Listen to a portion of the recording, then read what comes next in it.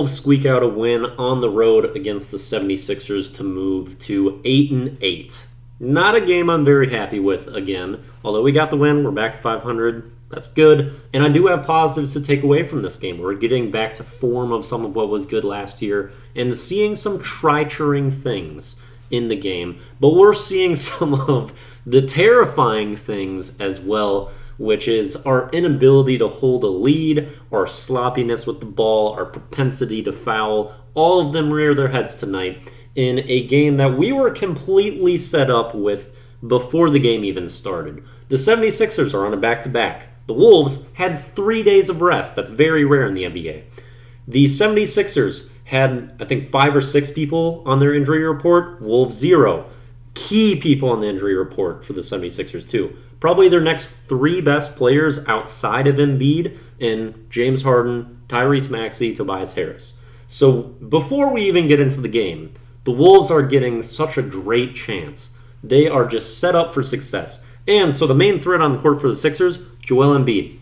Well, who was known to be the best defensive center big guy for years on end, Rudy Gobert, who we acquired. He's on our team. So we have the counter for their only remaining weapon. In theory, should be a cakewalk. And it's not like the Sixers have been all that great this year either. They are also at 8-8, and they weren't playing great even when they had all of their stars back. So the Wolves have a pretty strong first quarter. We're doing fairly well. Gobert picks up 2 early fouls in the first quarter and ends up having to leave. Once he goes off the court, though, the offense was starting to flow a little bit better. That's where we go on a bit of a scoring run. And we end up with a decent lead at the end of the first. Second quarter, Jalen Noel starts to spark a bit. He ends up with 8 first-half points. He has a good game overall. Doesn't see him a lot of time on the court, though. I wish we would really push his good nights a little bit more, because when he's cooking, he really deserves to be on the floor. He has off nights, though. Gotta take advantage when he is on. In that second quarter, Gobert did have a spectacular stretch of plays, however. In transition, he gets a putback dunk.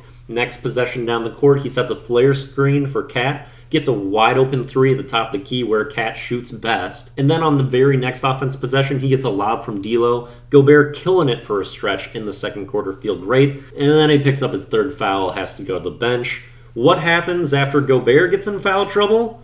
Naz Reid and Cat are like, ooh, now it's our turn to return to our idiotic fouls. Let's get into foul trouble too. And Towns waits a little bit to do this and picks up his first 2 fouls in the game in the last 30 seconds of the first half. And his second foul on that being an illegal screen, which ended up turning into a bucket for the Sixers, so they end that quarter well. That's something that the Wolves have been terrible at, is ending quarters, which is really the mark of a bad team. Those ending periods can really make or break games, and the Wolves cannot close out quarters or games at all. As we'll talk about another fourth quarter collapse today, as they were up 20 in this game, they only end up winning by 3. Absolute greatest thing about that first half, the Wolves only had 5 turnovers, which is always a bugaboo for them. And Cat did have 3 of those 5 in the first half, so he was kind of the only problem there. Third quarter, the Wolves are able to maintain a decent lead, but they're just shooting themselves in the foot with the fouls. Gobert ends up picking up his 4th foul.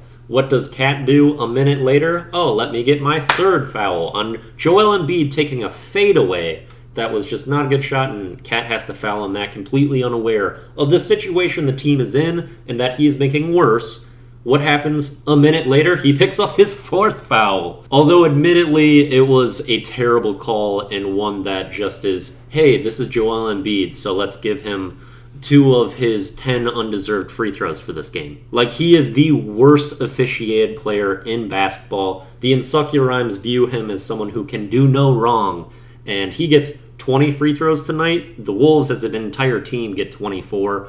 Embiid didn't have a good scoring night. He really didn't look engaged half the game and still just gets so many free throws that his stats are going to look incredible no matter what. I always have that thought. If Harden was on Edwards' back and Embiid was on Karl Anthony Towns' back, how much better this team would be because of the calls, because there is such a huge discrepancy in how the Insecure Rhymes treat those individuals. Anyway, Cat picked up those fouls. We bring in Naz Reid. Naz Reid ends up with 5 fouls to end the third quarter. I think he picked up 3 in that quarter. Like, it's crazy. They just can't stop. There's a couple really good things I saw tonight. I feel like our pace of play has gotten so much better. We're pushing things in transition more, and I think our bigs are running a bit more in transition. That's key. That opens up so much more offensively, and when they show the effort on defense, that's crucial. If Cat's going to have to be on the perimeter guarding 4s, and if Rudy is going to be the same presence inside, we need full effort from them. But if they're really bought in and trying, that's where things could be good.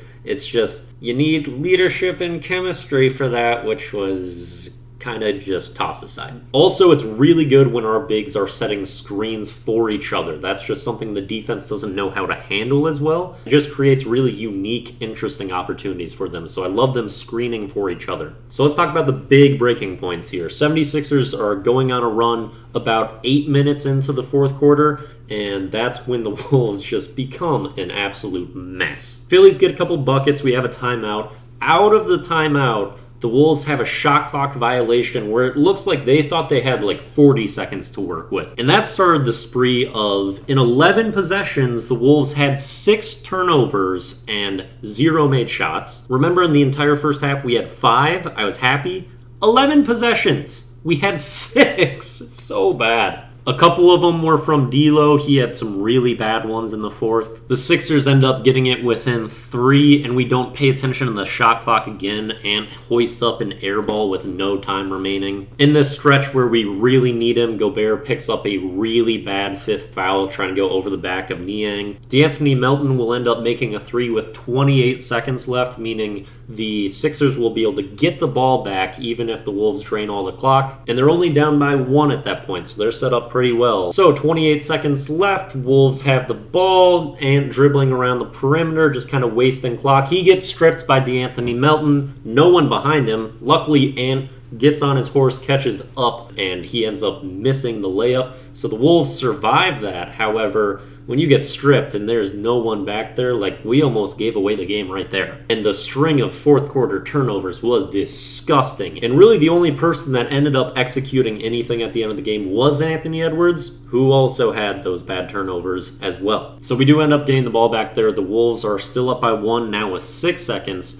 We end up running a play basically just for Anthony Edwards to get open, who is shooting 65% from the free throw line this year. So I don't know why he would be our pick for the person that's like, oh yeah, we want him shooting at the end of the game. He made them, he did, and he was really good at the line tonight. However, a really bizarre pick, like Cat's almost at 90% this year. As we get to the very end, the 76ers are down 3 points, 4 seconds left.